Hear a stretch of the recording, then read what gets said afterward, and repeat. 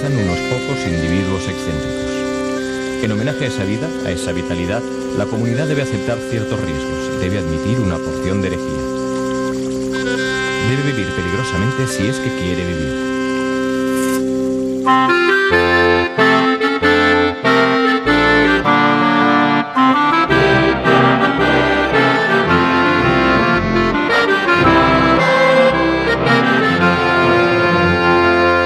El anarquismo es la libertad, es la puerta abierta hacia el infinito de la libertad y del bienestar de la humanidad.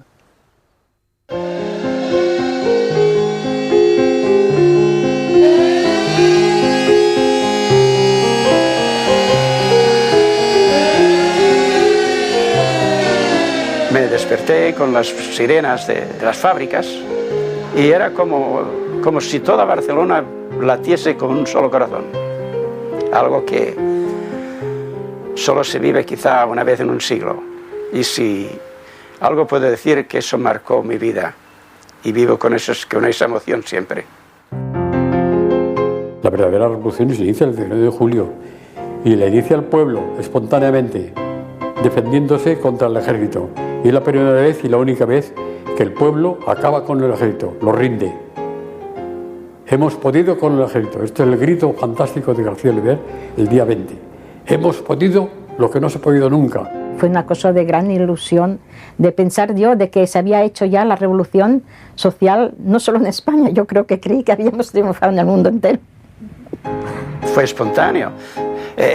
El pueblo se encontró dueño de su destino y ejerció su fuerza y llevó a cabo las esperanzas que durante años y años había siempre soñado. Y eso es algo que una oportunidad se acepta, se lleva a cabo y se acabó. La libertad y el universo, mi Dios. Mi patria es la libertad, mi bandera la razón, mi camino la verdad. Así es como pienso yo.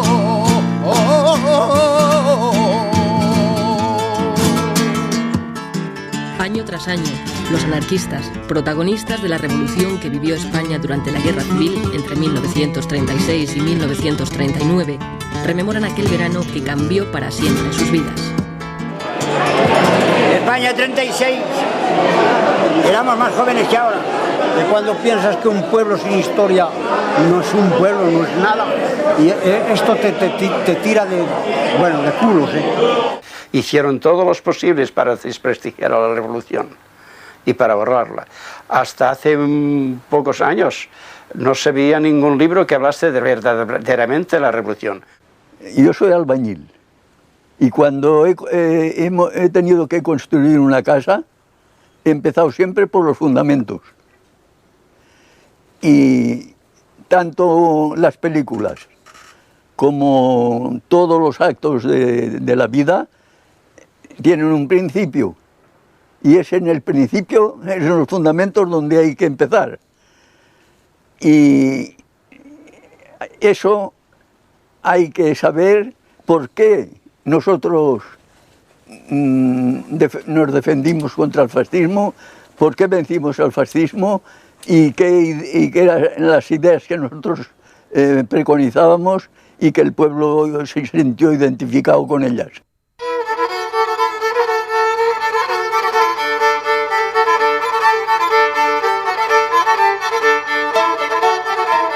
La situación de miseria en la que vive gran parte de la población española en 1930 apenas ha mejorado desde que comenzó la revolución industrial un siglo antes. Continúan el analfabetismo y las profundas desigualdades sociales, sin que las autoridades, la Iglesia ni la burguesía pongan remedio. El anarquismo, que aparece como una propuesta del socialismo utópico para luchar contra la injusticia social, ha ido calando a lo largo de 100 años en las clases más desfavorecidas del país. Las ideas de Kropotkin y Bakunin arraigan con fuerza, especialmente en Andalucía y Cataluña.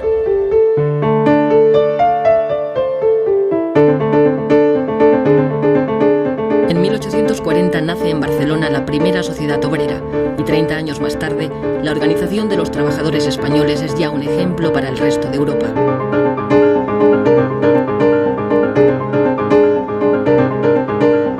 Tras la escisión de la Primera Internacional, en nuestro país triunfan las ideas antiautoritarias de Bakunin frente a las que propugna Marx. Todo debe ser libre para que funcione. Esa es la gran disyuntiva que hubo entre Marx y Bakunin. Marx era autoritario y Bakunin no.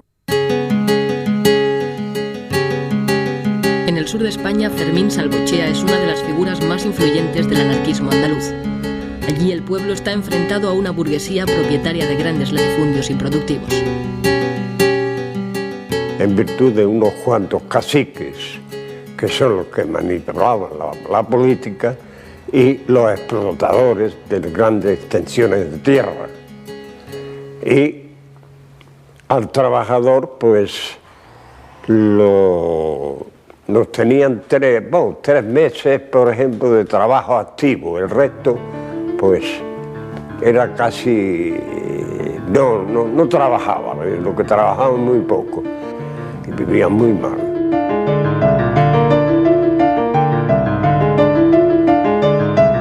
En Jerez, 4.000 campesinos toman la ciudad al grito de ¡Viva la anarquía!, asaltando los comercios en busca de comida. Para acabar con los grupos ácratas cada vez más influyentes en Andalucía, el gobierno inventa una trama llamada La Mano Negra, ejecutando y encarcelando a personas sospechosas de pertenecer a un supuesto grupo en realidad inexistente. Uno de los procesados es Sánchez Rosa, autor de la gramática, la aritmética y el abogado del obrero, libros que ponen en manos del trabajador los medios para defenderse en las luchas sociales. El enfrentamiento entre patronos y obreros deriva en sangrientos atentados cometidos por anarquistas que actúan de forma individual. Barcelona es conocida en Europa como la Rosa de Fuego y el castillo de Montjuïc se populariza como escenario de fusilamientos y cárcel política. Numerosos militantes de las sociedades obreras son procesados.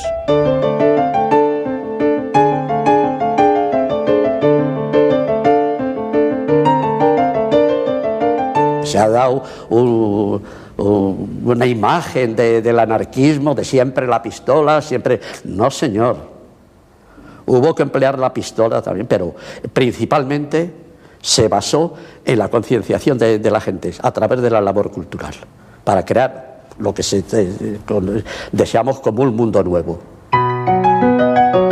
Para los anarquistas, es el pueblo el que ha de adquirir una conciencia revolucionaria, conociendo primero la realidad para poder cambiarla.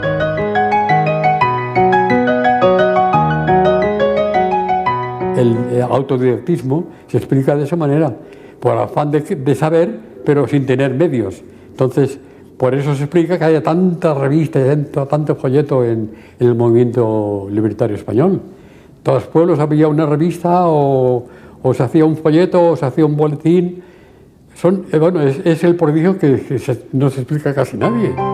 Soledad Gustavo y Joan Montseny, de sobrenombre Federico Urales, son los creadores a finales del siglo XIX de Tierra y Libertad y la revista Blanca, que llegará a tener 12.000 ejemplares de tirada. La obra de Proudhon, divulgada por Pi Margall, presidente de la Primera República, introduce en nuestro país el concepto de federalismo, principio que adoptarán en el futuro las organizaciones anarquistas españolas. Anselmo Lorenzo, con el proletariado militante, propone ideas revolucionarias para la emancipación de la clase trabajadora en una futura sociedad basada en la libertad, la solidaridad y la ausencia de todo autoritarismo.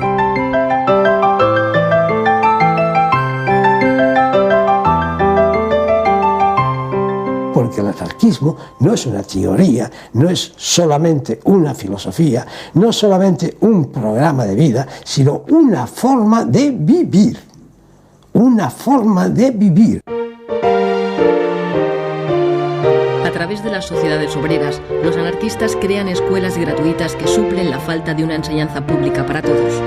En 1902, Francisco Ferrer Guardia funda la escuela moderna inspirada en el racionalismo. Basa su enseñanza en el respeto físico, intelectual y moral del niño. Francisco Ferrer Guardia reacciona contra el oscurantismo de la enseñanza de los curas y de los frailes. Siendo cartesiano, pues como era Ferrer Guardia, y siendo libertario, quiso hacer de su escuela una forja de enseñanza sobre todo dirigida a la razón, sobre todo dirigida a la lógica. Entonces, a partir de ahí, pues se cargaba al capitalismo y a toda la política y a todo el poder, etcétera, etcétera, ¿no? No pararon hasta que mataron a Francisco Ferrer, acusándole de actos que no había ni siquiera realizado. En la cosa por la cual se le acusó y en nombre de la cual se fusiló, que fue la insurrección de 1909 en Barcelona, de los soldados de no querer embarcarse al África, donde se les estaban matando, asesinando por el capricho de unos cuantos militares, incluido el rey, eso Ferrer ni estaba ni participó. Fruto de Solidaridad Obrera nace en 1910 en Barcelona la CNT, la Confederación Nacional del Trabajo, con el objetivo de unir al proletariado español en una sola organización anarcosindicalista abierta a toda la clase obrera. Contraria a los partidos políticos, utiliza la huelga, el sabotaje y el boicot como instrumentos de lucha. En 2 décadas la CNT se convertirá en la organización obrera más importante del país y en el movimiento sindicalista más activo y eficaz de la Europa moderna. La CNT es el intento de los obreros de organizarse para conseguir económica y socialmente una sociedad mejor, dentro de la cual a un poco largo plazo está la autogestión, o sea, la capacidad obrera para asumir todas las funciones que ahora tiene el Estado, o sea, sustituir al Estado. La Primera Guerra Mundial provoca en España un enriquecimiento de la burguesía que no repercute en mejoras para la clase trabajadora.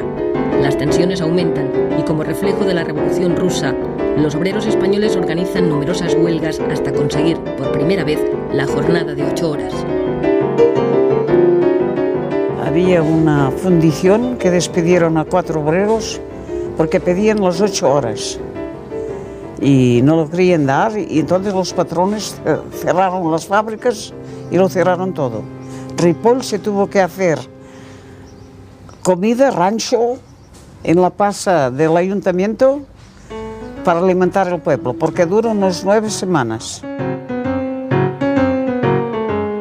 En 1919 la CNT tiene ya más de 700.000 afiliados. Los duros conflictos laborales provocan entre los jóvenes reacciones extremistas y la aparición de grupos de acción como los solidarios. Compañero de Durruti y Ascaso, García Oliver rememorará en 1938, ya como ministro de la República, los años de lucha en que cayeron numerosos militantes anarquistas como Salvador Seguí, el Noi del Sucre. Nuestro grupo anarquista se formó el año 1923. Dueños casi de la ciudad eran las bandas de pistoleros del Sindicato Libre que patrocinaba la patronal. Las hordas policíacas coadyuvaban a la obra de destrucción de nuestras organizaciones y de nuestros hombres. Nos unimos y formamos un grupo anarquista, un grupo de acción para luchar contra los pistoleros, contra la patronal y contra el gobierno. Conseguimos nuestro objetivo. Les vencimos. En 1923, con la dictadura de Primo de Rivera, la CNT es declarada ilegal y muchos anarquistas se exilian, como Ascaso y Durruti, que continúan su labor revolucionaria en América. Empecé haciendo carrera por atajo y veré muestras para mí. Y decía mis vecinos que llevaba mal camino, apartado del redil.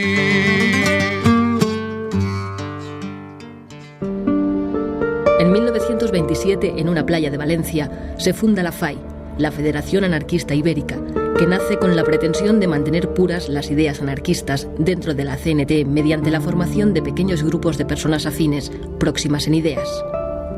Para pertenecer a la FAI, por ejemplo, sin ser retranscrita, se tenía que no haber hecho el servicio militar, no haberse casado por la iglesia, llevar sus hijos, el que podía, porque a la escuela racionalista se pagaba, no tener vicios ostensibles, todo eso era imprescindible. Entonces había una selección natural que hacía una organización muy fuerte, pero sin sectarismo, por coacción moral. Bueno, mis padres, ya te digo, que fue una temporada secretario de la FAI, siempre tuvo cargos, era un hombre, mi padre era un hombre de acción, entonces era muy radical, mi madre también, y entonces pues, y tenía mucha influencia porque era un hombre eran muy humanos, eran muy cultos, tanto mi padre como mi madre, y siempre se rodearon de gente más o menos afín. Y el hombre anarquista procuraba llevar una vida digna, ser un ejemplo. Durante la dictadura, los anarquistas continúan su actividad de manera clandestina. Es el tiempo también de las grandes emigraciones en busca de mejores condiciones de vida. Y mi padre, debido a la crisis de trabajo en la compañía Peñarroya, pues un día decidió marchar a Barcelona. Pero nosotros nos quedamos allá en espera que el hombre ganase algún dinerillo y pudiéramos coger los billetes correspondientes. Tardó un año en lograr ese dinero. El caso es que encontró a un compadre en Barcelona y le dijo: hombre, puedes venir a trabajar al metro. Y además, la vivienda, yo tengo una barraca en la calle Valencia, entre Rocafort y Entenza. Y en esa barraca, pues vivíamos la familia, el compadre, que eran 5, y nosotros 5, 10 personas en unos metros cuadrados. Pertenecía a la CNT, mi padre ya. Si ahí en el metro lo llamaron, lo que te he dicho anteriormente, para decirle que quedaba en la calle, porque un obrero había cometido una falta profesional y ese obrero era murciano. Y entonces despidieron a 80 murcianos que había. Pero el hecho fue de que todos respondían ya a una acción puramente orgánica CNT y por eso los echaron. Sabíamos que existía un mundo que no era el nuestro, puesto que era el que detenía a nuestros padres, el que nos dejaba sin trabajo, es decir, el mundo capitalista de una burguesía, sabíamos que existía, puesto que éramos víctimas de ello, ¿no? Pero nosotros estábamos educados con un entusiasmo que esperábamos que eso fuera posible, que eso se acabara y que la sociedad fuera de una manera más justa, más igualitaria. Encontré gusto a la lectura y después, cuando me iba hacia la barraca, pues como en el invierno en particular, me paraba en las farolas de gas o a leer un poco una hoja, o me paraba en un escaparate que había luz y después salía corriendo, leía otra página y así. Pero trabajé de sombrerero hasta que llegó la República. Anduve gritando por las calles de Barcelona: ¡Visca la República! ¡Visca la República! Todo eso yo lo he hecho. El 14 de abril de 1931 se instaura democráticamente en España la Segunda República y el rey Alfonso XIII parte hacia el exilio. Era una fiesta en Barcelona, por lo menos la que yo viví, desbordante, todo el mundo, pero las calles estaban llenas de gente. No se concibe cómo sin preparar esa fiesta se pudo producir ese fenómeno. Todas las calles llenas de gente vitoreando, sin ningún odio. Viva la República, viva la libertad, viva el pueblo, etcétera, etcétera. A partir de ahí, ese remojón, ese chapuzón de libertad que le dio la entrada en la República, estimuló todos los resortes de la persona. No ha habido nunca una juventud tan ansiosa de saber como la que vivimos nosotros entre el 31 y el 36. Aquellas ansias que teníamos contenidas, entonces ya se desbordaron. Ya buscamos sitio a ver dónde podíamos ir. Entonces se nos dijo que habían formado un Ateneo. Allí había el cuadro escénico, había la sección de Esperanto, había cultura general, excursionismo, bueno, había de todo. Y cada noche teníamos un trabajo determinado. Es decir, que nos faltaban horas para todo. Allí se formaron las Juventudes Libertarias, había los grupos de la FAI. Cuando me llevaron al Ateneo Libertario del Clot, para mí fue un deslumbramiento, porque yo vi allí personas que pensaban igualito que yo. Todo el sindicato se convirtió en un centro de educación. Todo el sindicato era un Ateneo. Se hacía la revolución en España, en el mundo, en la tierra, en la luna, todo allí. No eran lugares para jugar las cartas y beber, sino para leer, para conversar, para discutir, debatir, escribir, lo que sea, ¿no? Sobre todo Y también había en los Ateneos, se solían dar muchas veces representaciones teatrales, recitales, muchos recitales, eso es lo que más se hacía, recitales de poesía, casi siempre cayendo en lo social, ¿no? en lo de la denuncia.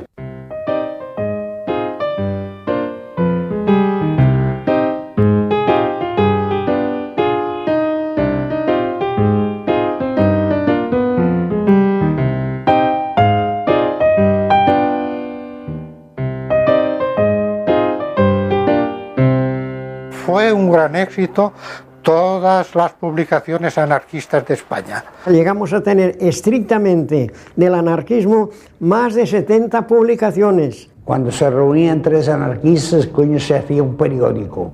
Que si El Cantero, que si La Voz de la Tierra. Entonces se inauguraron las paradas en la Rambla, que no se había hecho, que fue un éxito, yo me acuerdo, un entusiasmo.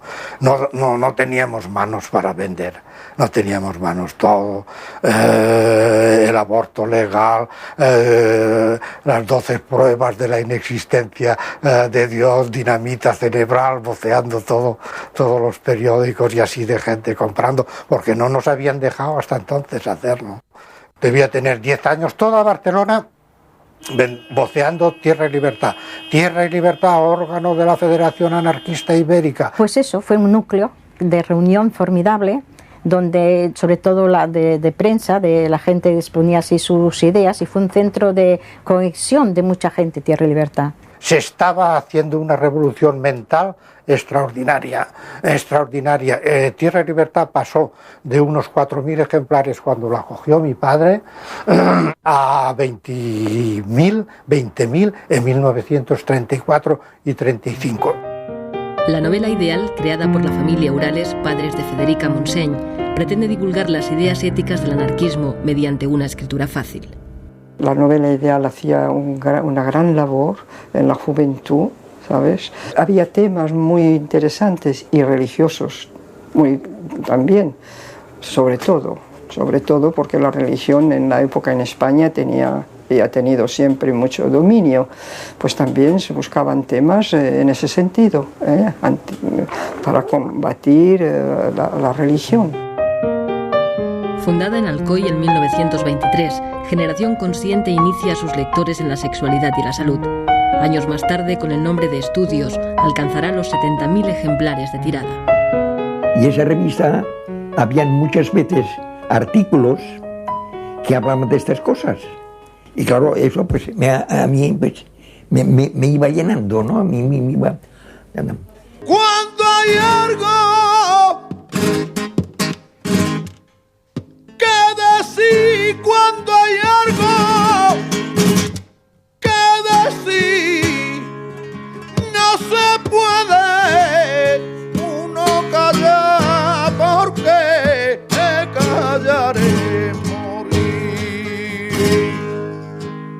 No se puede uno callar, porque callar es morir.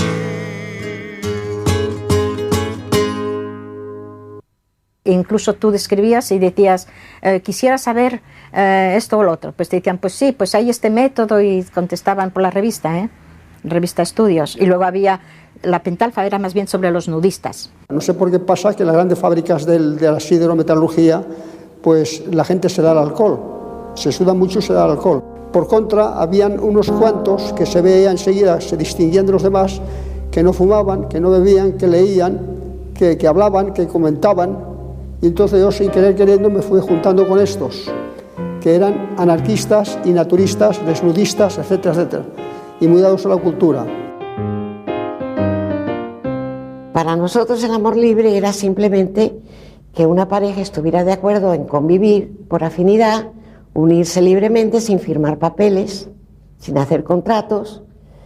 Bueno, y cuando hubiera disensión, de mutuo acuerdo, separarse y quedando amigos, ¿no? Sin pleitos y sin nada. A mí me parece que fue una cosa completamente revolucionaria, porque salir la mujer de poder tener un compañero sin pasar por la iglesia, sin bautizar el hijo, sin todo eso, entonces la mentalidad de la mujer entonces era una cosa terrible y cerrada.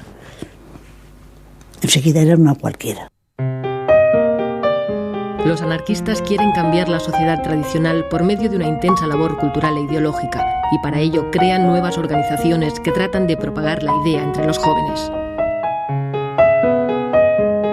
Nacen las Juventudes Libertarias, que más tarde se unirán en una federación ibérica de la que Fidel Miró será su secretario general. El lema era cultura y propaganda. Repartir propaganda y procurar que entrara gente. No le pedíamos a nadie antecedentes ni qué ideas. ¿Quieres ser de los Juventudes Libertarias? Entra.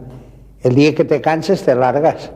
Cuando los muchachos me llevaron a las Juventudes Libertarias, me integré al grupo de Sol y Vida.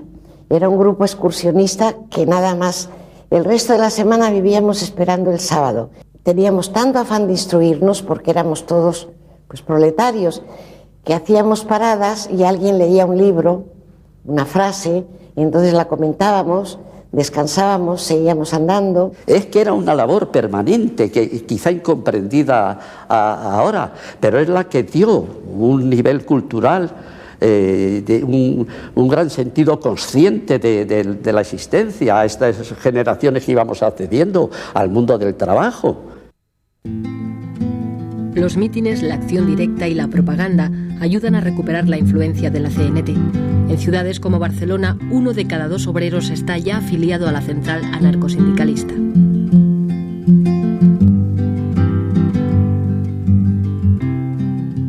Yo hacía muchas horas. Lo mismo hacía 10 que hacía 12 que decía 20, lo que el patrón me ordenaba. Y un día me presenté al secretario de la CNT y así de una forma tan ingenua le digo, yo puedo pertenecer a la CNT.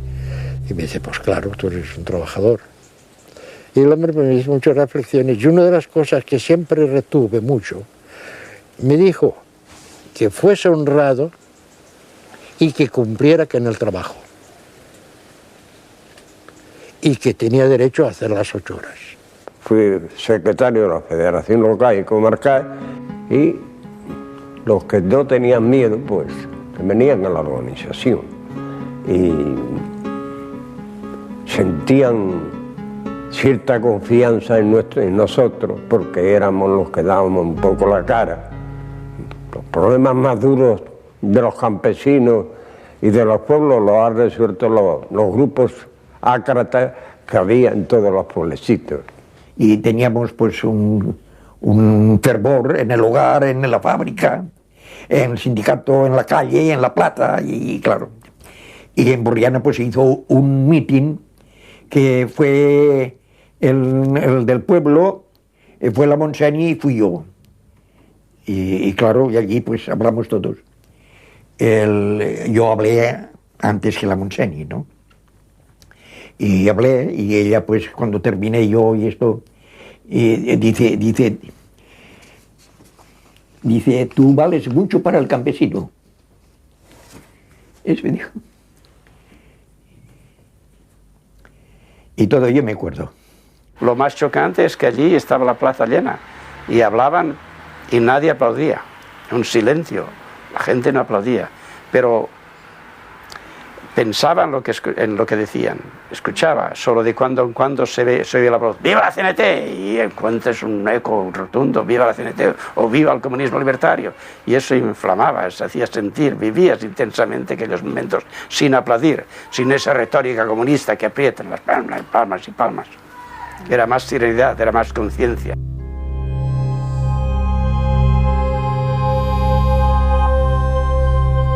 Había unos acuerdos sindicales que cuando echaban a un obrero de un trabajo, no había ningún obrero que debía de reemplazarlo. Así que a lo mejor el patrón, en una mina o en un trabajo, echaba a uno porque lo consideraba revolucionario o porque lo encontraba o porque le cogía rabia, lo despedía. No había ningún obrero que lo reemplazara. Es decir, que todo está atado a través de un espíritu de solidaridad, que es lo más importante que existe en la organización nuestra. Bueno, los vecinos eran como una gran familia. Allí, pues, en aquellos tiempos no había seguro de paro, ni seguro de enfermedad, ni nada.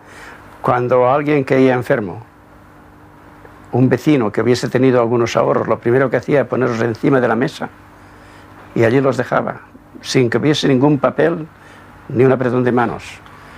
Cuando vuelvas a trabajar y cuando puedas me los devuelves. Y el afectado, cuando empezaba a trabajar, peseta por peseta, poco a poco devolvía. Una cuestión de principio, de moralidad. Es decir, que había el hecho de la familia universal, porque era verdad, en las casas baratas todos éramos una familia. Había un sistema de turnos que se recogían los que trabajaban, los hijos de los que no trabajaban. De niño no me gustaban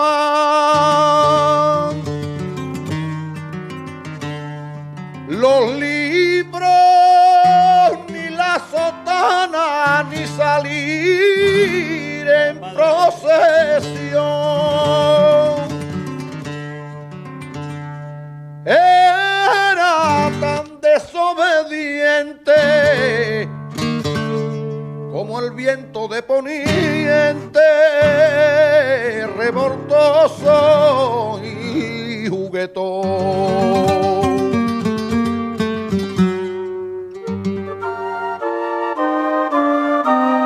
Para combatir el analfabetismo y la educación católica, los anarquistas crean a través de los ateneos y de los sindicatos escuelas inspiradas en la moderna de Ferreguardia, aplicando métodos de pedagogos como De Crolí o Pestalozzi. En la Escuela Natura del Clot se enseñaba todo lo que se podía de ciencias de toda clase. Lo que ocurre es que había un acento en todas partes siempre que era superior a la enseñanza aquella, que era el hecho de hacer que el niño utilizara eso no para hacerse un depósito de conocimientos, sino una capacidad de utilización de esos conocimientos. Se procuraba que el niño fuera él mismo siempre y que viese la diferenciación entre cada niño, entre todos los niños. Eso se llevaba con gran cuidado porque es el elemento principal tanto del anarquismo como de los métodos de enseñanza del anarquismo. En la escuela nuestra, en la escuela de Puchelías, en la escuela Natura, yo allí no he leído nunca ni a Bakunin, ni a Kropotkin, ni nada. Nada más que, por ejemplo, La cosa humana, de Tolstoy, los poetas, quizás la lectura de Blasco Ibáñez, es decir, gente más bien moderada, más bien liberal. No era ninguna cosa, no era una educación revolucionaria, era una educación más o menos pacifista, antimilitarista, humana y culta, pero nada más. La Escuela Nueva ya parte de unos principios modernos, de pedagogía moderna, que no hay ni asomo de ideología. Hay en verdad la idea de la libertad por encima de todo y en la base de todo. La emancipación de los trabajadores ha de ser obra de los trabajadores mismos, si no, no habrá esa emancipación. Es decir, que se autosubvencionaba de diversas maneras, pero autosubvencionaba. Lo que nunca quiso la Escuela Natura ni el sindicato Fabril fueron subvenciones ni del Estado ni del Ayuntamiento. Pero las esperanzas puestas en la República defraudan a las clases más desfavorecidas del país. El gobierno tiene que hacer frente a numerosos levantamientos en Cataluña, Levante y Andalucía. Y que los campesinos en Andalucía padecían hambre y el feudalismo allí seguía manteniendo tierras y cotos y miles de hectáreas sin cultivar y la gente sin trabajar. Allí se produjo casas viejas. Fue un movimiento montado por los anarquistas, era un movimiento anarquista. Y quisimos declarar el comunismo libertario.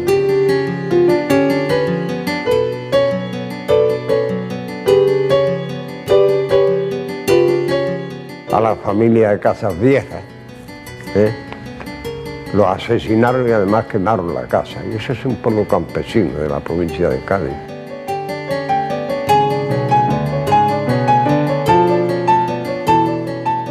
La CNT provocó un movimiento revolucionario con el que no todas las regionales estábamos conformes, sobre todo en Asturias, no éramos muy partidarios. Era la división que había entre los dos conceptos.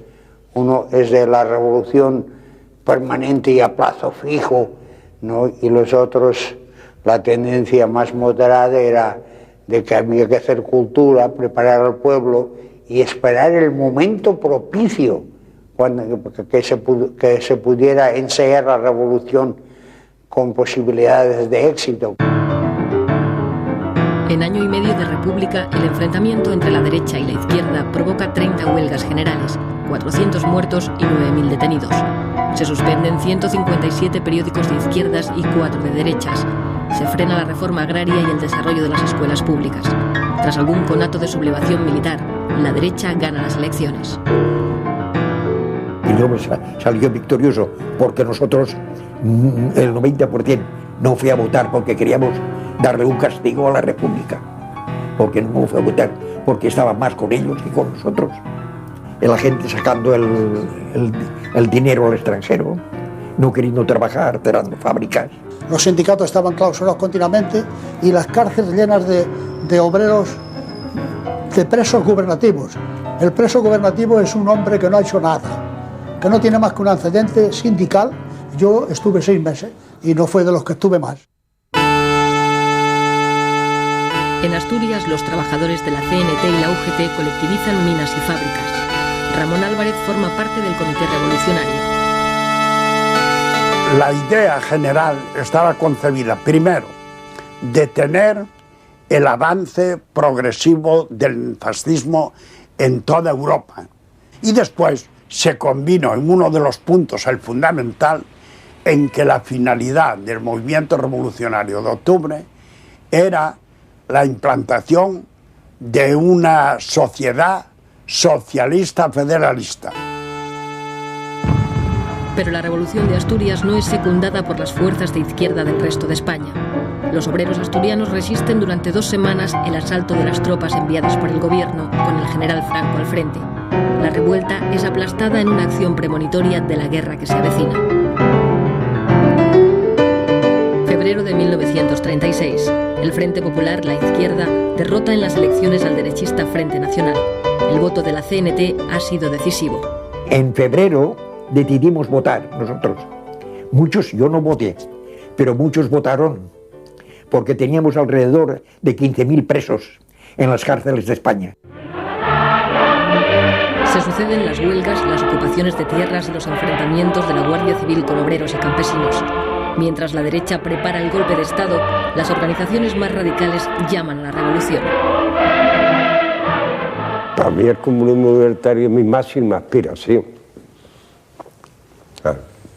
Para ello, en el año 36 celebramos un congreso en Zaragoza y después de mucha discusión, porque a nosotros nos gusta mucho discutir, pues llegamos a un acuerdo concreto de que la CNT propugnaba el comunismo libertario. Un comunismo, como decía antes, que va de abajo arriba y no de arriba abajo, que se regula mediante asambleas generales, con revocación inmediata de cualquier cargo si la mayoría lo exige. Y ya el hecho de que la base sea soberana significa que no hay posibilidad de maniobras politiqueras. Todos de todos, hay que distribuir equitativamente y por tanto, si todos de todos, todo el mundo trabaja, todo el que puede, claro. Todo el mundo trabaja, todo el mundo se forma, sobre todo porque hay tiempo para formarse. España ha venido a menos por una triple división. Por la división engendrada por los separatismos locales, por la división engendrada entre los partidos y por la división engendrada por la lucha de clases. Entonces los falangistas habían empezado ya a tomar bastante fuerza y se atacaba con bastante intensidad a los compañeros nuestros. Esto dio lugar a que por nuestra parte pues nos empezáramos a plantear una lucha más directa, incluso pues yendo armados. Los pueblos se dividieron en dos. En mi pueblo de 1.500 habitantes, los de la derecha no se saludaban con los de la izquierda. La generalidad de los trabajadores lo tienen muy claro. Saben que tienen enfrente a la Iglesia, que tienen enfrente al capitalismo, que son sus enemigos seculares. Porque hasta la Iglesia entonces ya se había enfrentado el cardenal Segura, se había enfrentado constantemente contra la República. Ya aquello era inevitable. Ellos ya estaban en el extranjero ya entrenándose, ya tenían acuerdos con Mussolini y con Hitler. Entonces todo el mundo lo sabía y todo el mundo se preparaba. Y los partidos, y lo sabía el gobierno. Ahora, había ministros que dormían a la hora en que los otros se lanzaban a la calle. Y el gobierno central de Casares Quiroga negaba que hubiese alzamiento y todo eso. Y dio la orden, que eso fue lo fatal, a todos los gobernadores, que nada de armas al pueblo. Nada de armas al pueblo. Tenían más miedo a la revolución que a los militares. Porque no hay que olvidar que en los primeros días de julio, Companys le dijo al jefe de orden público de Cataluña que desarmase a la CNT, a los anarquistas. En Barcelona estábamos todos los militantes y otras gentes también de izquierda. Estamos de guardia toda la noche durante 4 días. Entonces ya hubo el día anterior a la revolución, ya vinieron y dijeron que yo me había dormido, por cierto, en el tejado, en el techo. Dijeron, bueno, hoy es la hora de la verdad, el que no le interese que se largue a su casa, porque hoy sí hay faena. Y estábamos en la Plaza de la Generalidad, eso estaba abarrotado de hombres pidiendo armas. Y salía Companys y decía que esperábamos. A gastarme, o a que he venido yo a este mundo, como no sea para gastarme, como no soy sordo mudo, no tengo el por qué callarme ante la ley del embudo.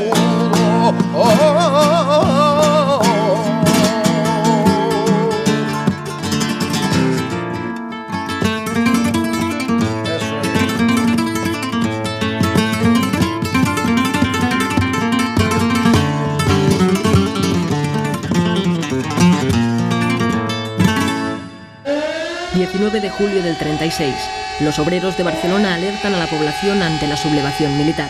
Y cuando sonaron las sirenas, pues era toda una multitud de horta, yo no sé, mil de gente que bajó por aquella avenida de Santa Eulalia al cuartel de San Andrés. Díaz Sandino bombardeó, tiró un par de bombas en el cuartel, se abrieron los portones y todo aquel gentío se lanzó a coger las armas.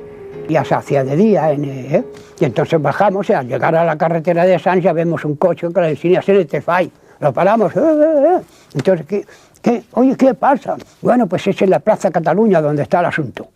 Pero al llegar a la altura de la Plaza de Toros, por detrás ya viene una compañía con el fusil en posición de tiro y los oficiales con la pistola en la mano. Y entonces salimos por las bocacalles a tirotearles. Entonces se armó, claro, un poco el desorden entre las tropas. Lo viví con esa emoción de inconsciencia, pero con una gran emoción. Es decir, que ver aquello, de ver todo aquel pueblo armado, todos aquellos coches que claxonaban CNT, CNT, CNT FAI, ver todos aquellos coches con las banderas al viento, ver todo aquel movimiento con esa de generosidad, de lucha, ver además una cosa que me impactó mucho, ver los soldados, ver los guardias de asalto al lado nuestro. Se nos echa en cara que nos apoderamos de 40.000 fusiles, no sé cuántos cañones, no sé cuántos caballos, porque estábamos allí, es que no había otro, porque hasta los guardias de asalto, que hay fotografías parapetados detrás de un caballo, venían con nosotros, no iban con su unidad, venían con nosotros. Pero en fin, como se pudo, como veía tanta gente, parece mentira, como salieron de todas las casas, a millares, la gente, pues se asustaron, los militares se asustaron y se rindieron. Es decir, muy a pesar del gobierno y de todo, el pueblo de Barcelona, guiado por la CNT, derrotó al ejército aquí. Barcelona hizo el cambio y Barcelona impulsó a Madrid que tomase el cuartel de la montaña.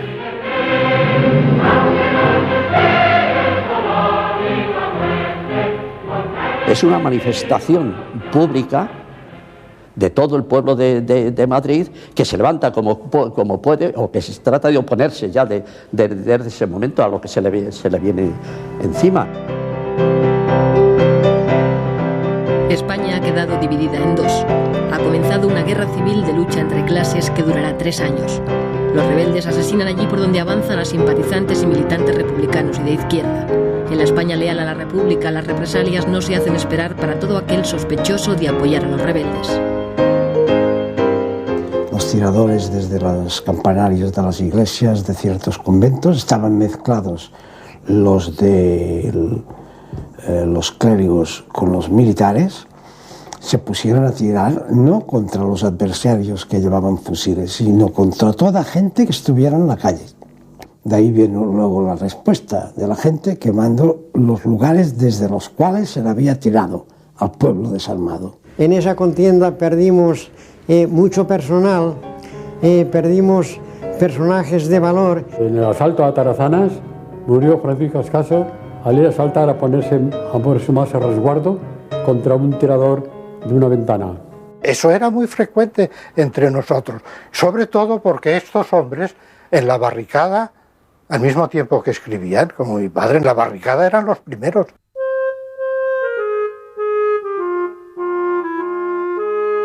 La nula capacidad de reacción del gobierno de la República ante el golpe militar y el desmoronamiento de las estructuras del Estado provoca que en muchos lugares sean los propios ciudadanos los que organicen sobre la marcha la nueva sociedad. La cárcel modelo de Barcelona salieron todos de golpe, ¿no? Todos. Fue el primer momento glorioso de la revolución, sacar a todos los presos, ¿no? Y presas, claro.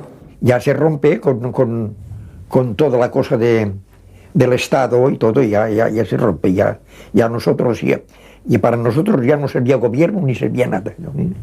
Ya era una cosa del sindicato, ya no aceptábamos órdenes, ni comentarios, ni consejos de nadie, nada más que del sindicato. Hicimos un comité en primer lugar, para reclutar gente para ir a Aragón o donde fuera, y después, en segundo lugar, para evitar que hubieran venganzas personales, ¿no? El 19 de julio, automáticamente hubo un cambio de sociedad, porque la mayor parte de capitalistas habían marchado, y otros abandonaron, se huyeron, y los obreros se tuvieron que hacer cargo de la administración de los trabajos.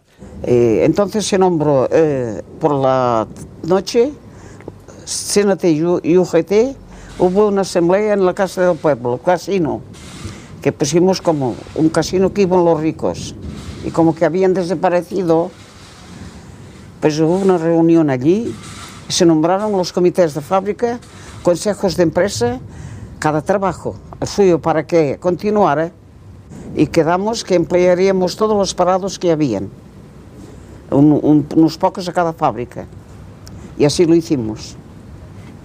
Y así que es que de parados no había. Los ricos decían que sobraban 500 obreros y los obreros decían que sobraban 5. Y cuando esos 5 desaparecieron, hubo trabajo para todo el mundo. La cosecha no estaba recogida y urgía recoger la cosecha, trillar, hacer todo esto y que se empezara a funcionar. El pueblo de Membrilla un cierto día se acostó pobre y amaneció rico. Amaneció rico porque comió todo el pan que quiso, cuando antes no hacía más que pasar hambre.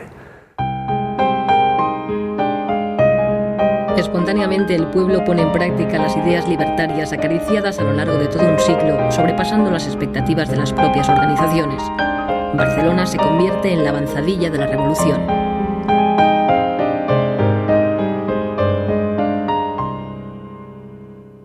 En los primeros días, enseguida entramos en contacto con el sindicato de transporte y empezaron a enseñar a las compañeras a conducir tranvías.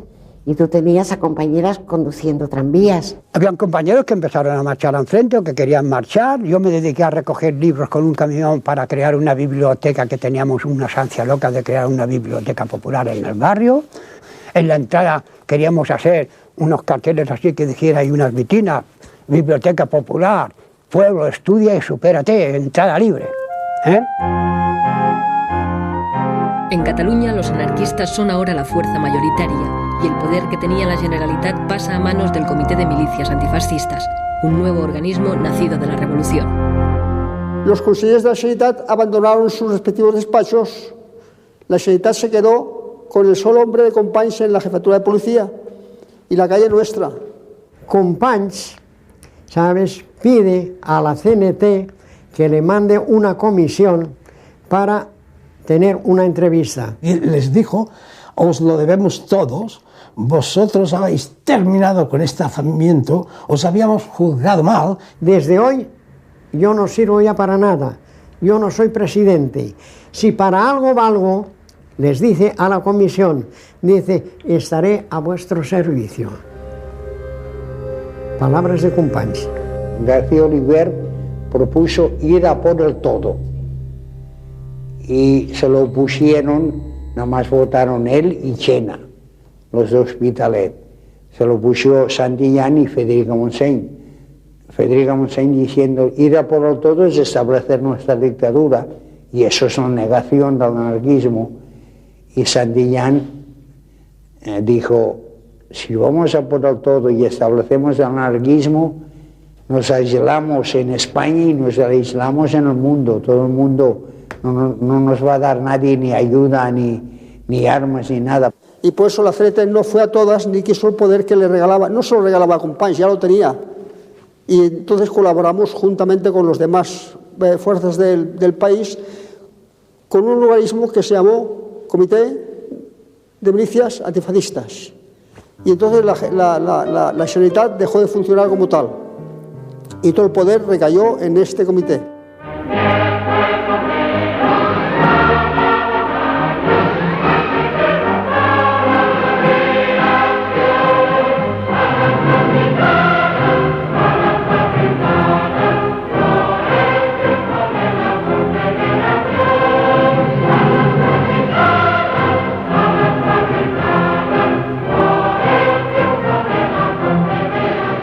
Empezamos a organizar las columnas y hay esa salida que tenéis ahí en la fotografía y se iban directamente al frente, al lugar que ellos pedían. Y la mayoría que pedía lugar era Condorruti, Condorruti, Condorruti.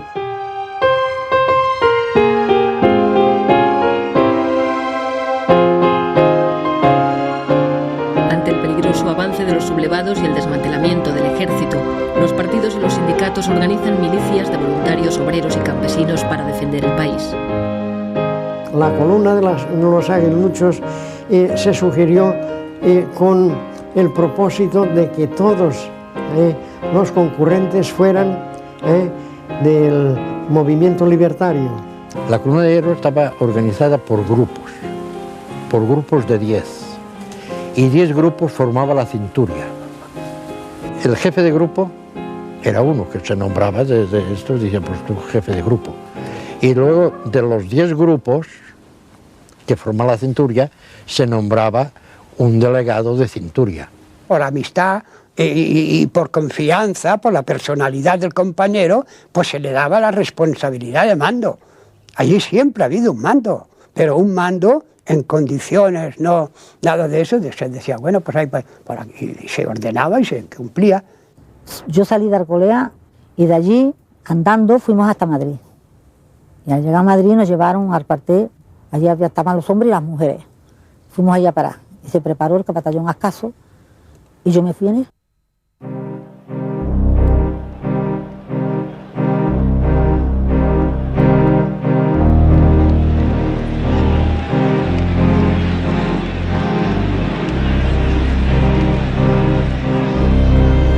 Puedo decir que a medida que nosotros íbamos actuando con la columna de Ruti, nosotros dábamos las manos a los campesinos y a toda aquella gente, transformando la sociedad en autogestión, en una serie de actividades, colectividades, que sea lo que nosotros habíamos pretendido toda la vida. No era solamente tirar tiros. Ahí, a medida que nosotros avanzábamos, pues ellos tenían campo libre para poder formar, darle forma y ética a lo que tenía que ser nuestra sociedad, nuestra futura sociedad.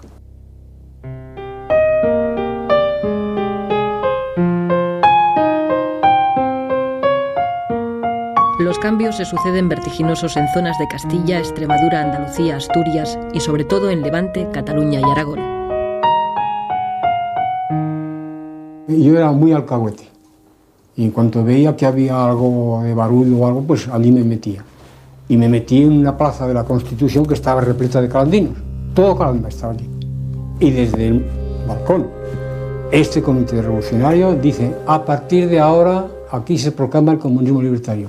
Y fue una multitud entera en la plaza de la Constitución que aplaudió la frase. ¿Y en qué se compone el comunismo libertario? Queda abolido el dinero. Se va a expropiar a todo propietario, izquierdista o de derechas. Toda la maquinaria a disposición del pueblo, todos los edificios para que sean alojados los habitantes, independientemente de quién sea el propietario, trabajo colectivizado, distribuidos los trabajadores en grupos. No hizo falta senecas para organizar aquello, que fueron los trabajadores mismos. Porque allí se constituyó primero pues, el comité del sindicato, que era el principal, que duda cabe. Y luego comité de defensa, comité de agricultura, comité de alimentación, comité de peluqueros. Pues los mismos trabajadores designaban a los delegados que bien más capacitados para que cumplieran la función de llevar la marcha, de distribuir el trabajo, de distribuir todo. El desprecio tradicional de los anarquistas por el dinero provoca un cambio radical en las relaciones económicas. Se crean monedas locales, vales, y en muchos lugares se llega a la total abolición del dinero. Allí desapareció el dinero. O sea, se hizo el montón que se llamaba de Cropoquín. Allí los alimentos se adquirían por vales y por las cartillas de racionamiento que se hicieron. En ese caso, cuando se trata de la toma del montón, pues naturalmente se tiene que tener aquella capacidad y aquella manera de pensar, de que por qué razón vas a coger tú hoy 2 kilos de carne si con uno tienes bastante y mañana puedes ir a buscar otro fresco. O un par de zapatos. Allí se estaba exento de luz, de agua, de escuela, de todo. Allí no había que pagar nada. Y no había egoísmo de nada. Nada, ni egoísmo no existía. ¿Cómo puede existir si no hay dinero? Cuando no hay dinero no puede haber egoísmo. Hoy lo dices y no lo comprende la gente, pero que no, que se asumió bien. El haber hecho la colectividad, como crear la colectividad, la inmensa mayoría del pueblo lo encontré muy bien, y esto que no eran sindicalistas ni eran anarquistas, todos. El que quiso ser individualista continuó siendo individualista, pero fueron muy pocos. Y el que, como mis padres, aquí, a 30 metros de aquí, por ejemplo, que eran individualistas, tenían que responder, para tener el derecho que la cartilla les daba, tenían que responder con productos, no había dinero. En aquel año mis padres elevaron 4 cerdos para la matanza. Vino un compañero, por cierto que allí disgusté un poco a mi madre por lo que hice, vino un compañero, yo ya sabía que iban a venir, decide el compañero de que la familia tenía bastante con un cerdo y le requisaron los 3, con los cuales se pagaba el resto de necesidades de todo el año. Trabajábamos a gusto. Y la otra, pues que hay menos gastos en colectivistas que individuales. Porque ahora supongamos, si hay 100 individuos que trabajan en colectividad y 100 que no, los 100 que no necesitan 100 tractores y los otros necesitan más 10. Destituidas las antiguas autoridades locales, son ahora los trabajadores organizados en la CNT y en menor medida en la UGT los que controlan la administración, poniendo poco a poco en marcha toda la vida pública. El Comité Revolucionario me asignó el cargo de delegado de abastos. Delegado de abastos, pues creo que eso ya se comprende. Nos hicimos cargo de todas las mercancías que teníamos y además un pueblo que no da trigo, pues veníamos a Levante y lo cambiábamos por azúcar. Pues teníamos la fábrica de azúcar, pues había una cosecha ya. Y de allí nos llevábamos chocolate y cosas, intercambios. Ya con el carbón ya se traían mercancías de calzado, de vestidos, todo eso para el pueblo, y ya se traían de afuera. Se nombraba cada pueblo una delegación representativa de cada pueblo y allí se construyó en Benicarló, digamos, la Federación de Colectividades. En Levante, UGT y CNT trabajan de forma conjunta tras la expropiación espontánea de tierras y fábricas. Bajo la organización de la Central Anarcosindicalista, Alcoy se convierte en un ejemplo de autogestión obrera con las industrias colectivizadas en su totalidad. Se crea el CLUEA, el Consejo Levantino Unificado de la Exportación de Agrios, encargado de coordinar directamente desde las colectividades la venta al extranjero. Muy pronto este organismo, nacido de la Revolución, topará con las reticencias del gobierno central, que comienza a apoyar a las cooperativas comunistas. Y en el extranjero ya teníamos, en París, en Bruselas, en Holanda, en fin, todas esas cosas. Todo aquello funcionó perfectamente y cada vez mejor, cada vez mejor.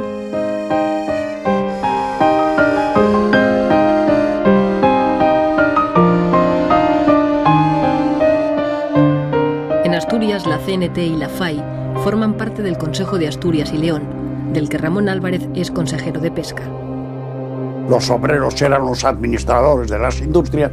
Nosotros seguimos sin hacer colectividades de una manera anunciada, pues de una manera soterrada.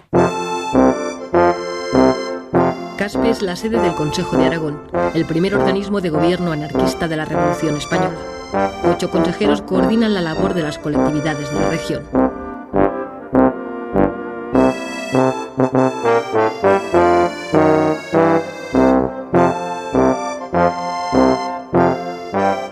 Aquí en la región, que fue el centro, digamos, mayoritario de las colectividades, con su consejo en Caspe y todo eso, en Levante hubo colectividades, en Andalucía hubo colectividades, en Castilla hubo colectividades para todo, pero tan homogéneo como en Aragón no la hubo en ninguna parte.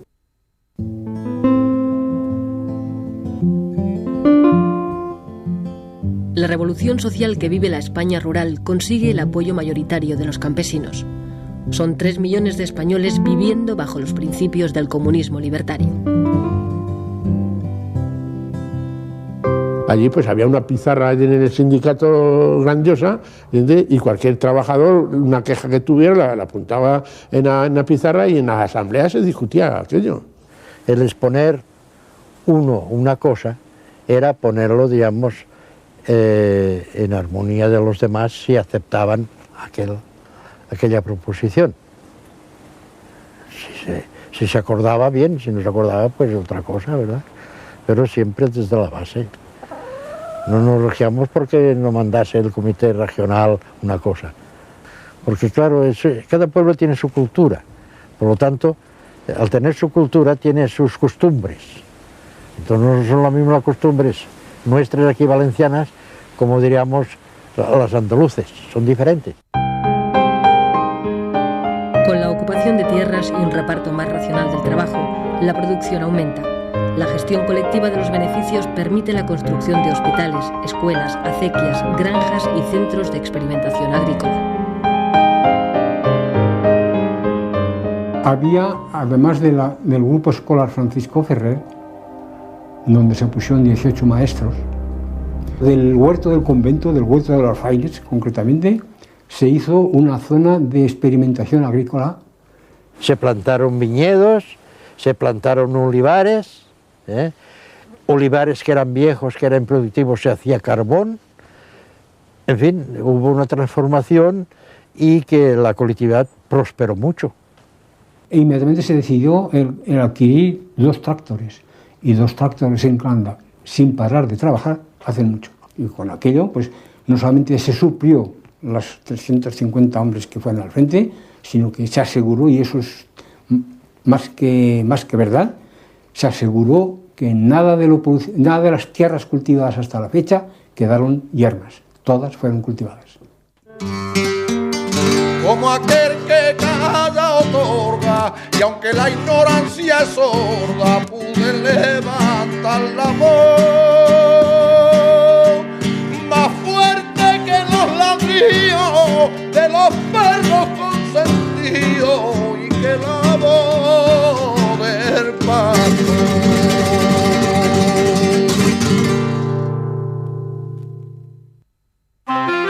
La revolución que vive España no pasa desapercibida al visitante. George Orwell, que ha venido a luchar como voluntario en una columna del POUM, describe sus impresiones al llegar a Barcelona. Era la primera vez que me encontraba en una ciudad en la que mandaba la consobrina. Los anarquistas ejercían virtualmente el control de Cataluña y la revolución se encontraba en plena marcha. Las actitudes de tipo servil habían desaparecido. Nadie decía señor o don y ni siquiera usted. Todo el mundo se trataba de compañero y de tú. Y decía salud en lugar de buenos días.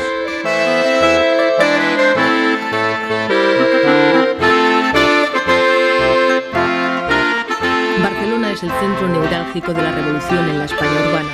Con la CNT y la FAI al frente del Comité de Milicias Antifascistas, Cataluña vive una de las transformaciones más radicales de su historia, que afecta a todos los aspectos de la vida política, social y económica. El 80% de las empresas se han colectivizado y todos los servicios están autogestionados por los propios trabajadores. Estos cambios serán legalizados por la Generalitat en octubre de 1936. No hubo problema alguno en quién iba a dirigir, quién había de ser el dirigido, ni nada de eso, porque ya formados sindicalmente en la CNT, ya había unos valores establecidos, unas personas que habían demostrado responsabilidad y buen hacer. Yo fui uno de los nombrados a la colectividad del Gran Metro. Y estando en el metro, en la colectividad, es cuando hubo una reunión general del transporte y me nombraron secretario. Y ahí empezó. Y yo era albañil, que conocía poco el transporte, pero nos poníamos al corriente pronto de eso. Las circunstancias nos obligaban.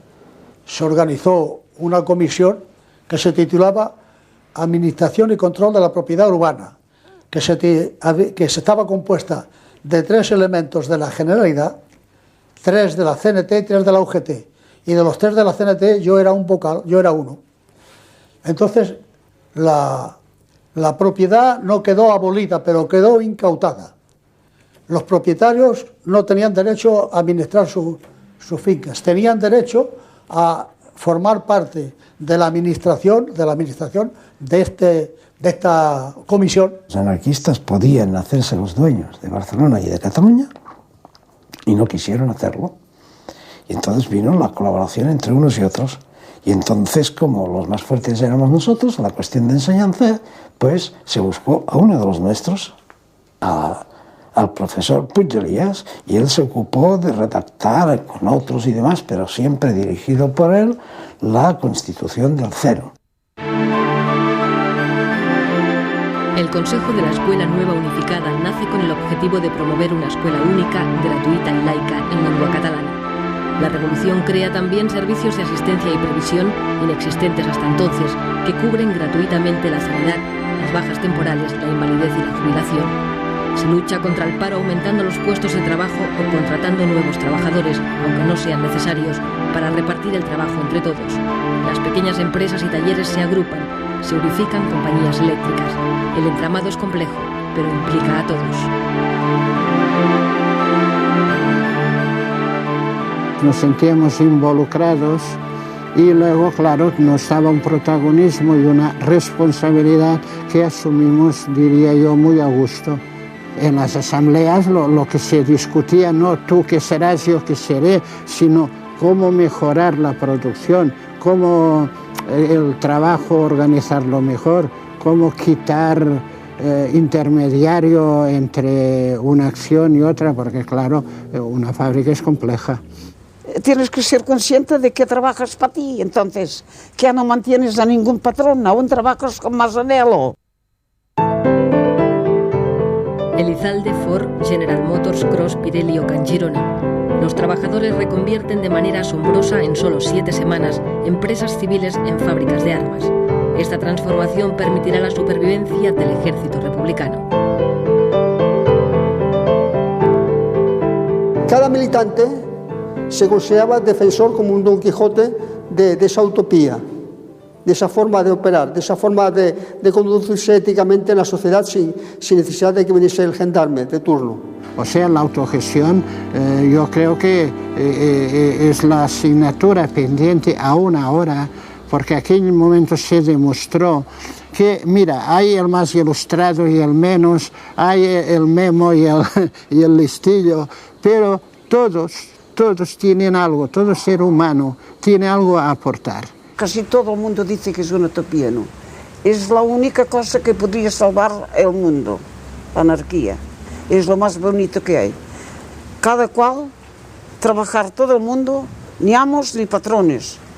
Y cada cual hacer lo que tiene en su cabeza. Es que todo el mundo tiene algo adentro. Poco a poco, la realidad de la guerra obliga a los anarquistas a colaborar en las tareas de gobierno. Cuando cesó el Comité de Milicias Antifascistas, que duró 2 meses, el periodo revolucionario en Cataluña duró 2 meses, de julio a septiembre. Hubo un nuevo gabinete, se nombraron consellers y es la Generalitat la que vuelve otra vez a coger el poder con sus consejeros. 4 anarquistas entran también como ministros en el gobierno de la República. Entre ellos, Joan García Oliver y Federica Montseny, que se convierte, muy a pesar suyo, en la primera mujer que accede a un ministerio en Europa. Estaba ella en contra de esto y en contradicción con ella misma, y te aseguro que le costó. Y cuando yo veía que además luego los compañeros la criticaban, yo me ponía desesperada. En Cataluña, por ejemplo, las juventudes fueron los primeros que se rebelaron contra la actitud de colaboracionista de la CNT. Y después que hasta cierto punto se creaba una burocracia que no era muy buena. Con la mayoría de hombres en el frente, son las mujeres las que ocupan los puestos de trabajo. Ellas tienen ahora la ocasión de hacer su propia revolución.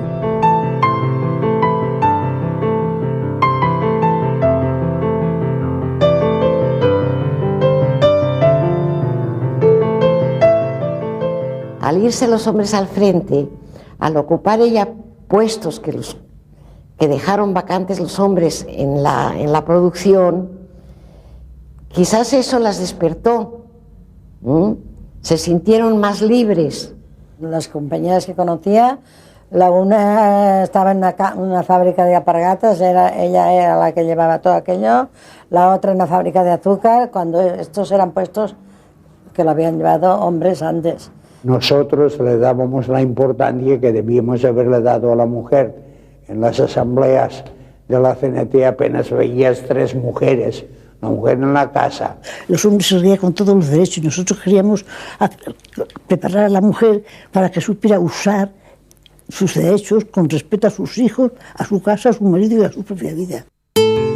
Mujeres Libres nace a partir de agrupaciones locales, convirtiéndose en una de las organizaciones feministas más importantes de la época. Suceso Portales en Guadalajara y Concha Liaño en Barcelona son 2 de sus principales impulsoras. Éramos distintos a los movimientos de liberación femenina burgueses, porque nos dábamos cuenta que ellas, por su preparación, luchaban por equipararse o en competitividad con los hombres para ocupar los cargos que ocupaban los hombres. Pero nosotras nos dirigíamos a la mujer proletaria, a la obrera, a la que no tenía instrucción, que salieran de ese servilismo, que salieran de esa sumisión, en el trabajo, en el hogar, que se consideraran personas adultas. Y ahí fue donde tuvimos que hacer mayor énfasis, y en crear escuelas donde la mujer se capacitara, no solamente para leer y escribir. Me parece que yo no te podría decirlo, cientos y cientos de mujeres analfabetas que convertimos a que supieran leer y escribir. Así que cuando formábamos una agrupación, lo primero que se hacía era la escuela. A las mujeres las educábamos sexualmente con clases. Teníamos clases especiales y mujeres que las educaban y iban a los hospitales a hacer prácticas, inclusive. Hicimos una serie de folletos a este respecto, y con respecto a la relación del hombre y la mujer que enviamos al frente. Hicimos por lo menos miles y miles de folletos, unos folletitos pequeños. Los anarquistas promueven cambios sociales únicos en Europa. García Oliver, ministro de Justicia, es el primero en dictar en España una ley que iguala los derechos del hombre y la mujer. Federica Montseny, ministra de Sanidad, promulga la ley del aborto, que solo llega a aprobarse en Cataluña.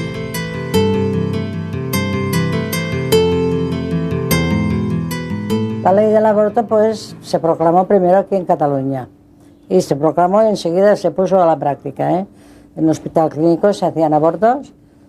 Parecía muy bien suprimir una maternidad que no era deseada, les parecía lógico, pero por parte de los médicos hubo un rechazo enorme.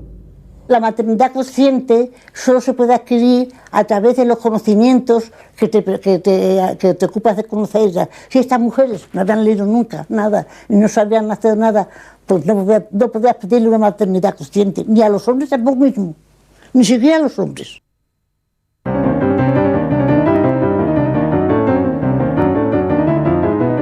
Las ayudas alemana e italiana al bando rebelde y la política de no intervención de las democracias occidentales están provocando la derrota de las fuerzas republicanas.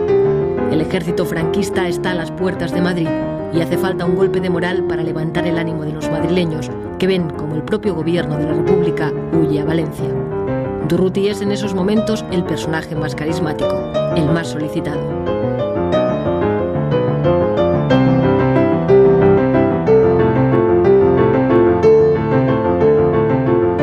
La figura de Durruti en aquellos momentos representaba la mayor atalaya de libertad.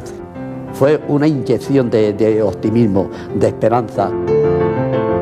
En un territorio desconocido y mal pertrechada, la columna Durruti sufre enormes bajas. Su actuación resulta, sin embargo, decisiva para la defensa de Madrid. El 20 de noviembre nos retiraron del frente y nos dijeron que había muerto Durruti. Siempre fui esa abeja negra que supo esquivar las piedras que le tiraban nada.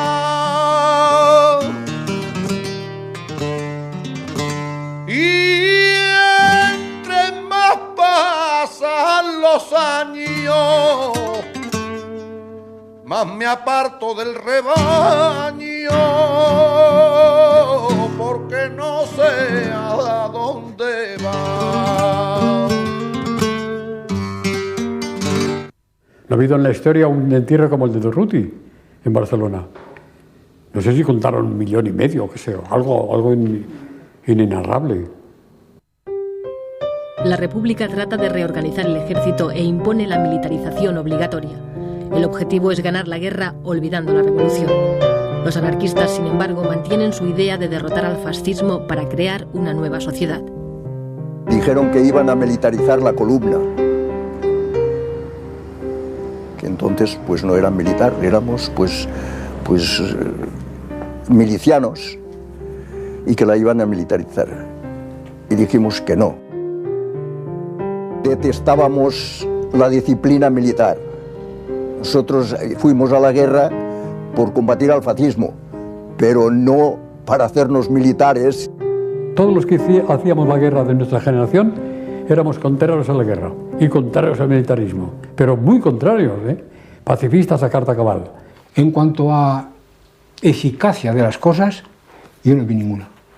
Tan eficaz era 100 hombres llamándose centuria como 100 hombres llamándose compañía. Yo creo que el error primero fue ponerse en el lugar del enemigo, hacerse ejército, y no guerra de guerrillas, que precisamente es nuestro honor histórico. Las guerrillas se dicen todo el mundo guerrillas por España. Y llegamos a la conclusión de que ya no era la revolución, sino que era la prolongación de la guerra. Y entonces, pues, para obtener armas y para poder vivir, tuvimos que aceptar la militarización. ¡Visca la libertad catalana! En Cataluña, los partidos tradicionales recuperan poco a poco el poder perdido el 19 de julio a manos del pueblo y las organizaciones revolucionarias.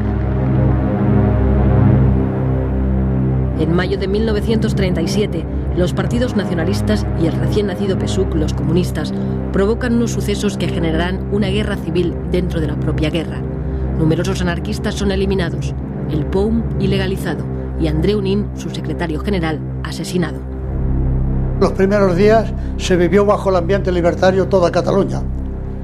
Fue después, con los reveses y las dificultades que iban saliendo, que las fuerzas que no eran simpatizantes fueron reaccionando, y ahí llegó los sucesos de mayo.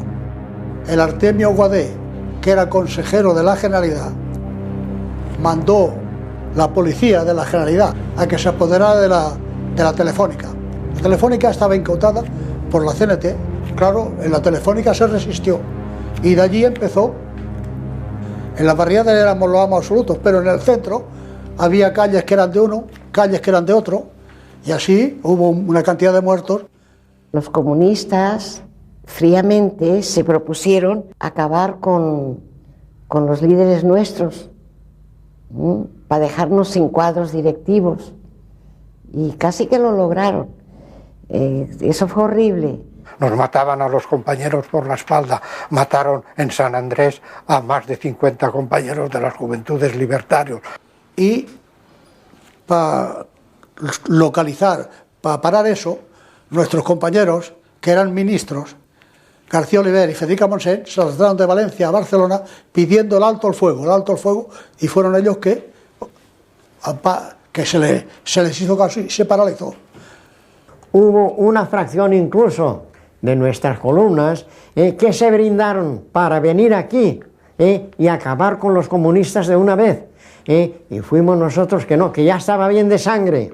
Fue un error, allí se perdió la mitad de la guerra en los acontecimientos de mayo. Las cosas habían cambiado radicalmente, había dimitido ya Largo Caballero con los socialistas de izquierda y la separación de la CNT del gobierno, y a partir de los sucesos de mayo pues se sintió en el ánimo de todos y en la sensación de que habíamos perdido mucha fuerza y que la fuerza la había adquiriendo el Partido Comunista, que todas las armas buenas que llegaban de Rusia iban a las fuerzas que ellos comandaban. Solapadamente están empezando a entrar en los intestinos del ejército, a entrar en el comisariado, a entrar en los servicios de información militar, que los ocupan casi en su totalidad. Y nosotros estábamos convencidos de que la idea era cumplir la orden de Stalin, de eliminar sobre todo a los anarquistas, hacerse con la situación de mando y dar por terminada la guerra cuando Stalin lo decidiera. Era eso la cosa. Ideológicamente no les interesaba que estos mecanismos revolucionarios se llevaran adelante de tal manera que si ganábamos la guerra, al país se le pudiera decir, junto a haber ganado la guerra, esta es la obra que ha hecho el anarquismo, esta es la obra que ha hecho la CNT, y esto como arranque para el futuro. Era la primera revolución anarquista en el mundo. Ninguna revolución que no fuese controlada por el Partido Comunista tenía ninguna significante para los comunistas. Y esos no lo podían permitir. Ya sabéis todos lo que pasó con las colectividades, que vino Lister con todo su ejército a acabar con ellos, con todos, a rajatabla, pero con el imperio de los fusiles. Esa es la gran paradoja, que los comunistas hayan ido a acabar, hayan sido los que acabaron con el comunismo más comunista. Y él llegó e hizo, pues, que le vino al pelo, hizo la matanza que todo el mundo sabe. Lo que hizo Lister es porque, como en Rusia exactamente, los bolcheviques, los dictatoriales, no admitían que se presentase un ensayo libertario de la naturaleza en el que se vivía en Aragón. Había encarcelado al Consejo de Aragón. Es que en Artacuales se estaban encarcelando a los responsables de la colectividad en Calanda, etc. A pesar del intento del gobierno y los comunistas por destruir las colectividades, la mayoría vuelven a reconstruirse y continúan su labor. En Calanda, Miguel Celma, con 16 años, es nombrado responsable de la colectividad. El cambio formal de funcionamiento y de objetivos no existió, no hubo cambio alguno, eran los mismos. Y eso duró pues hasta el 15 de marzo de 1938. Durante toda la guerra no disminuyó la capacidad productiva de Cataluña, ni su capacidad colectivizadora, ni la presión de ciertos elementos conservadores de la Generalidad, ni los comunistas pudieron borrar la autonomía económica de la que la CNT tenía en Cataluña. Guerra, falta de materias primas, destrucción de instalaciones, boicot del capitalismo internacional y agresión del propio gobierno de la República. La revolución que vive España desde 1936, con la puesta en práctica de las ideas anarquistas, ha sufrido todo tipo de contratiempos y, sin embargo, la producción ha aumentado. Han mejorado las condiciones de trabajo, hay más igualdad entre los ciudadanos y la economía tiene un funcionamiento más racional. Pues esas colectividades tuvieron que luchar, en primer lugar, con una situación anómala, en guerra, con una economía nula, porque todo dependía de Cataluña. Cataluña, si le daba la gana pagar, daba dinero, y si no, pues ya el hecho de tener que pedir ya molesta, y sobre todo el aragonés. En fin, todos los inconvenientes, y no digamos ya la política de Madrid. La política de Madrid no había jamás ni un diario que no fuera de la CNT que dijera algo bueno de la Revolución Española, de la Revolución cenetista o de las colectividades, de nada. Ya sabéis que siempre el anarquismo ha tenido una prensa malísima. Que en tres años no se pueden hacer muchas cosas, más siempre cuando tienes una guerra civil, te tenías que apañar con lo que había, ¿no? Porque nos faltaba todo, las materias primas, había la cuestión de la inseguridad, los bombardeos, el pueblo vivió mal. Yo no soy de los que digo que no hubo disputas o no hubo cosas después, pero el conjunto de lo que fue el comunismo libertario, colectividad, paz y justicia de Membrilla, para mí, y lo demuestro al que quiera, que es la única solución que tiene la humanidad para poder vivir bien. Porque de otra forma no existe.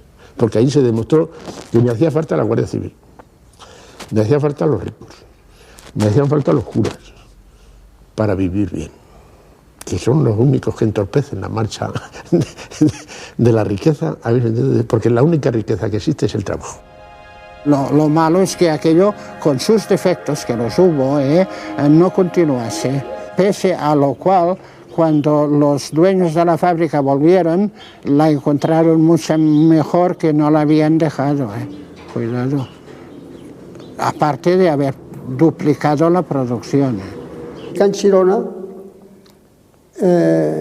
cuando terminó la guerra, al hacer balance, gran sorpresa para los dueños, gran sorpresa. Se había capitalizado mucho más de lo que era antes de la guerra. ¿Por qué? Porque se habían importado máquinas, herramientas, porque se habían importado hornos eléctricos para hacer aleaciones especiales, que no se tenían. Pues cuando entraron las tropas franquistas, alguien, el que fuera autoridad para ello, dio orden de demoler estas nuevas construcciones. Y hoy no queda nada de aquello. Fue destruido. Porque era un prestigio para la zona republicana y para los que habían gestionado y dirigido la empresa de Canchirona, o sea, del material. Estábamos muy al tanto que las potencias democráticas no querían que nosotros ganáramos. Sin embargo, la pasión podía más que nada y decíamos, bueno, aquí seguiremos hasta que podamos.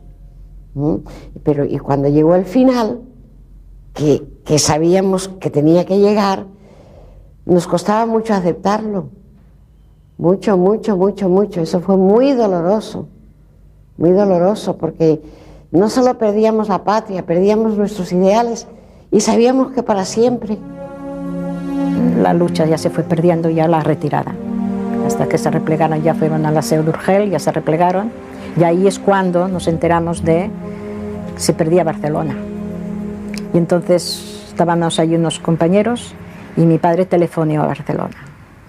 Telefoneó a la casa CNT-FAI y le contestó una voz: arriba España, viva Franco. Y es la única vez, no la única, pero en eso vi que a mi padre le salían, colgó así el teléfono y le saltaron 2 lágrimas. Ya comprendí. Yo creo que aquel fue un momento muy emocionante para los que estábamos allí.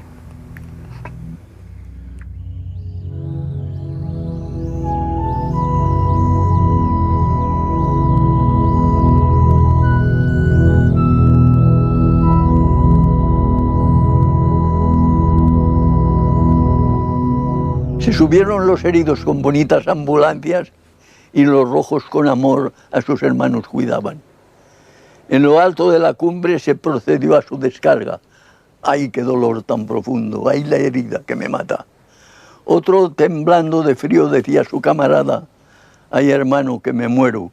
La nieve está muy helada.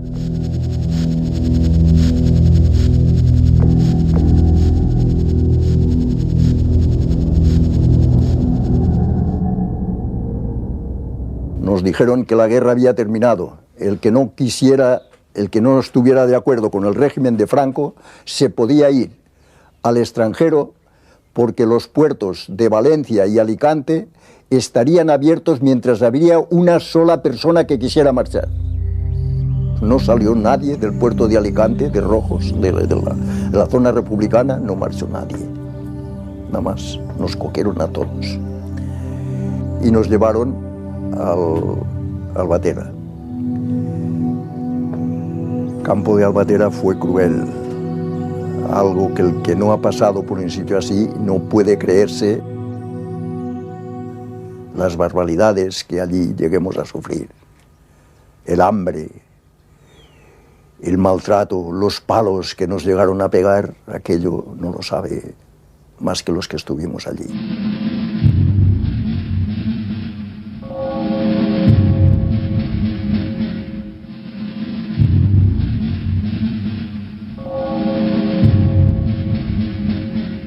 A veces yo me pregunto si valió la pena tanto dolor, tanto sacrificio, tanto sufrimiento, pero luego pienso, en realidad nosotros le dimos una lección al mundo.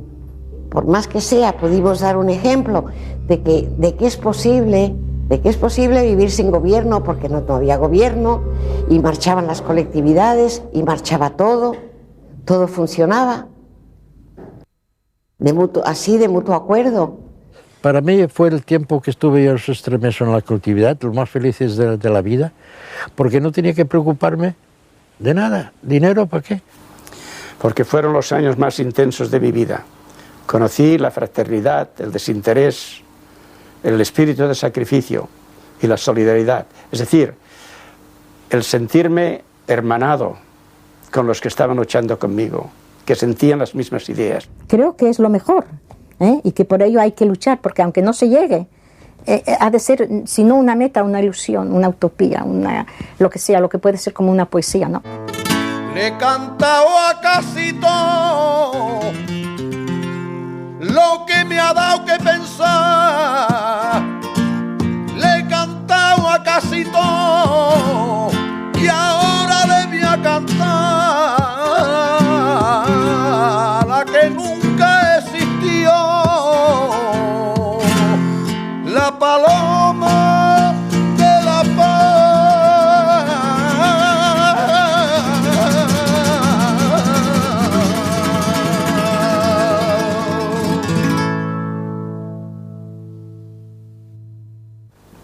A los osados pertenece el futuro. Cuando no podemos soñar más, morimos. Así lo dice Emma Goldman y eso es verdad.